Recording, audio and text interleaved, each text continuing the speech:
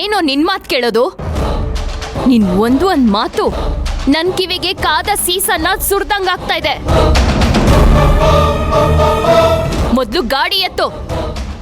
Please Kaveri, ಒಂದೇ ಒಂದ್ಸಲ ನನ್ನ ಮಾತು ಎತ್ತು.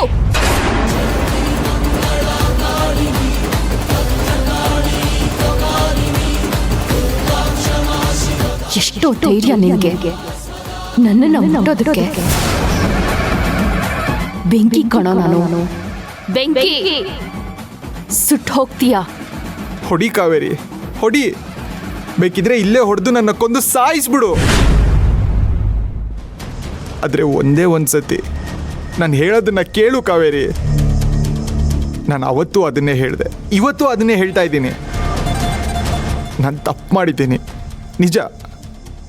ಆದರೆ ಎಲ್ಲ ನಿನ್ನನ್ನು ಕಳ್ಕೊಬಿಡ್ತೀನೋ ಅನ್ನೋ ಒಂದೇ ಒಂದು ಕಾರಣಕ್ಕೆ ನಾನು ಹೀಗೆ ಮಾಡ್ದೆ ಕಾವೇರಿ. ನಿನ್ನನ್ನು ಹಾಳು ಮಾಡಬೇಕು ಅನ್ನೋ ಉದ್ದೇಶ ನಂಗಿರಲಿಲ್ಲ ಕಾವೇರಿ. ಅದನ್ನೇ ನಾನು ಕೇಳ್ತಾ ಇದ್ದೀನಿ. ನಾನು ಯಾಕೋ ನಿನ್ನವಳಾಗ್ಬೇಕು? ಅದನ್ನ ತೀರ್ಮಾನ ಮಾಡೋದಿಕ್ಕೆ ನೀನ್ ಯಾವನೋ?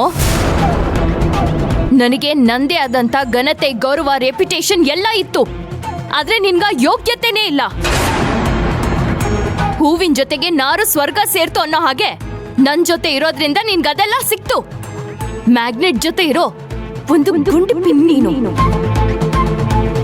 ನಿನ್ ಸ್ವಾರ್ಥಕ್ಕೋಸ್ಕರ ನನ್ ಜೀವನನ ನೀನ್ ಹೇಗೋ ಹಾಳು ಮಾಡ್ತೀಯಾ? ಆ ಅಧಿಕಾರನ ನೀನ್ ಯಾವನ್ ಕೊಟ್ಟಿದ್ದು?